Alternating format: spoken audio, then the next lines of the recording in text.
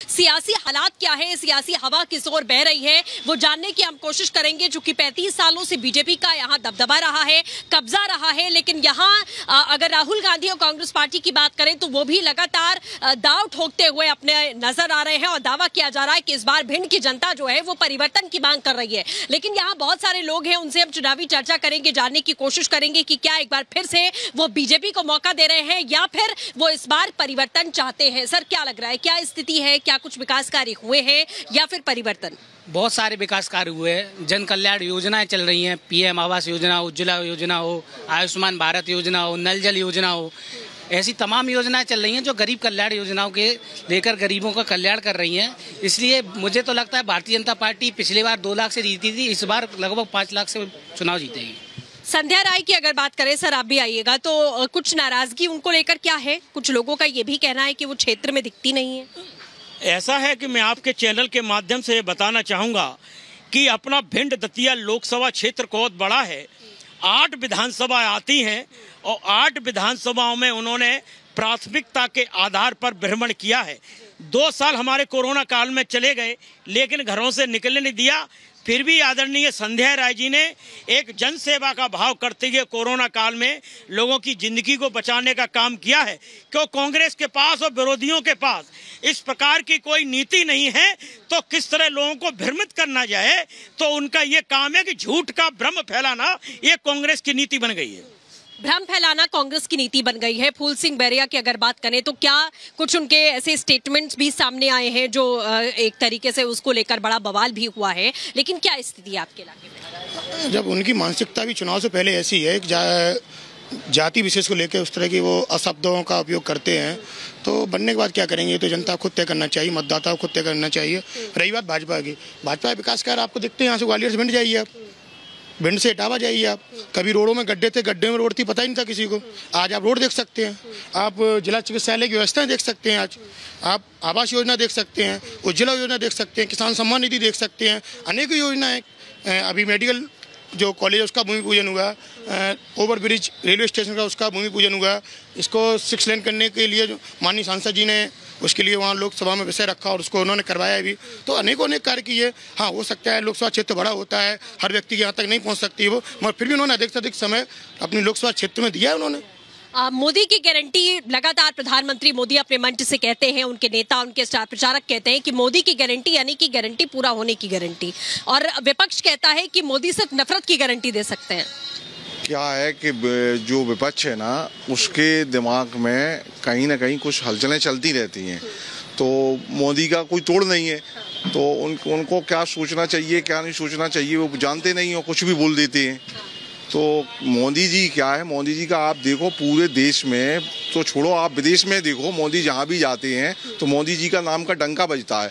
आज मोदी जी को हर देश के, हर अपने हिंदुस्तानी भी बाहर रह रहे हैं, वो भी आज जानते हैं कि मोदी जी कहाँ से कहाँ तक आज भारत को लेके गए हैं। तो ये तो कहने वाले कहते रहते हैं, कोई प्रॉब्लम नहीं है। हमारे चौपाल में मौजूद ये लोग पीएम मोदी का नाम देश में ही नहीं बल्कि विदेश में भी रोशन करने का दावा कर रहे हैं। लेकिन वहीं कुछ ऐसे भी लोग मिले जो 24 के इस चुनाव में परिवर्तन की राह देख रहे हैं। आप लोगों को क्या लगता है सर, कौन जीत रहा है इस बार? पिछड़ा दलित और शोषित की तरफ से जीत होगी और अधिक से ज्यादा इंडिया की जीत होगी, इंडिया गठबंधन की। ठीक, तुम जबरा पार्षद क्या लग रहा है कि मतलब इस बार परिवर्तन चाहिए? बिल्कुल परिवर्तन, अवश्य परिवर्तन होगा। हो बर्रैया के साथ पिछड़ा शोषित दलित सब लोग एकदम उसके साथ हैं। लेकिन उन पर आरोप लगता है कि वो जाति के आरोप कभी नहीं, आरोप लगते तो हेमंत कटारे चुनाव नहीं जीतते, आरोप लगते तो 3 ब्राह्मण चुनाव जीते, हो बर्रैया की देन से जीते। हो बर्रैया का वोट है, हो बर्रैया बहुत बड़ा नेता है अनुसूचित जाति और दलित और शोषित लोगों में। सर क्या लगता है? देखो, संध्या राय जी ने तो पर्टिकुलर कुछ नहीं किया क्षेत्र के लिए, ये बात तो फैक्ट है, लेकिन क्या है कि मोदी जी की गारंटी पे सबको यकीन है, इसलिए चुनाव तो वो जीतेंगी। बर्रैया चुनाव हारेंगे बहुत बुरी तरह से, कम 3 से 4 लाख वोटों से चुनाव। मतलब बेसिकली प्रत्याशी पर भरोसा नहीं है, लेकिन मोदी, हाँ, प्रत्याशी पे कोई भरोसा नहीं। प्रत्याशी ने क्षेत्र में कुछ काम ही नहीं किया, कहीं आए गए नहीं, कोई मतलब ऐसा उन्होंने इम्पैक्ट नहीं डाला है जनता के बीच में कि जो संध्या राय जी को वोट दिया जाए। लेकिन हाँ, अब मोदी को जिताना है तो संध्या राय जी को जिताना होगा। मोदी गारंटी पर सबको यकीन है। तो मोदी की गारंटी पर यकीन है या फिर जैसा कुछ लोग कह रहे हैं कि इस बार परिवर्तन आएगा? मोदी की गारंटी पे 100% यकीन है। मोदी ने बोल दिया है, पक्का बोल दिया होगा, 100% होगा। इतनी सारी योजनाएं, अब आयुष्मान योजना को लेके देखो, आज गरीब तबके के लोग कितने खुश हैं उससे। जिनके पास इलाज कराने के लिए 5,000 रुपये नहीं होते थे, वो आज 5 लाख रुपए का इलाज करा पा रहे हैं। तो मोदी जी की है तो सब कुछ मुमकिन है। मोदी है तो मुमकिन है। 100% गारंटी। मोदी मतलब 100%। चौपाल में मौजूद लोग अपनी उंगलियों पर पीएम मोदी की गारंटी का दम गिनवाते नजर आए और कहते नजर आए कि पीएम मोदी की गारंटी पर भिंड ही नहीं, पूरे देश को भरोसा है। सर, कुछ विकास कार्य हुए हैं, विकास के नाम पर वोट पड़ रहा है। आपको क्या लग रहा है कि 35 साल से बीजेपी कब्जा करके बैठी है यहाँ, तो कुछ तो काम हुआ है या नहीं? बिल्कुल मैम, लोकसभा में उठाया गया है 6 लेन का मुद्दा और लोकसभा से उन लोगों ने पास भी कराया हुआ है 6 लेन। फिर उसके बाद ओवरब्रिज का भी भूमि पूजन हुआ है, तो बिल्कुल हुआ है, ग्राउंड पर भी हुआ है। ऊपर से मोदी जी की गारंटी तो चल ही रही है। क्या 370 का प्रॉमिस किया था वो हटा दिया, राम मंदिर का किया था वो भी हटा दिया। बीजेपी का मैनिफेस्टो में जो भी सारे प्रॉमिस किए थे वो उन्होंने पूरे कर दिए। विपक्ष अब ये बोलने लगा है कि कितने और प्रॉमिस पूरे करोगे। पहली बार ऐसा हो रहा है कि जो मैनिफेस्टो में वादे किए गए थे वो पूरे हो रहे हैं। और आज के टाइम पे पहले तो 14 के पहले तो यही नहीं पता चलता था कि हमारी एजेंसीज कैसे काम कर रही हैं। 14 के बाद तो क्योंकि उसके पहले तो देश के बीच में बम विस्फोट हुआ करते थे, राइट टू लाइफ ही थ्रेटन था। अब प्रेजेंट टाइम में कम से कम दिखाई तो दे रहा है कि हमारी इंटेलिजेंस कैसे काम कर रही है। सारे बॉर्डर के पास ही निपटा दिए जाते हैं, अंदर तक तो आप बता तो खुद देख सकते हो कि कितना बड़ा परिवर्तन है ना। बॉर्डर सिक्योरिटी में हम आज के टाइम पे सबसे अच्छा काम कर रहे हैं, इंटेलिजेंस में अच्छा काम कर रहे हैं। जो भारत की देश की जो छवि बाहर सुधरी है उससे बहुत बड़ा इम्पैक्ट मिला, उससे इन्वेस्टमेंट भी आता है। फिर लॉ एंड ऑर्डर की जो कंडीशन है इंडिया में, 2 मेन कंडीशन होती है, लॉ एंड ऑर्डर और इंफ्रास्ट्रक्चर पे जो जोर दिया गया है और जो लॉ एंड ऑर्डर, इन सबसे इन्वेस्टमेंट आता है आपके देश में, ठीक है। तो उससे नौकरियां भी जनरेट होती हैं।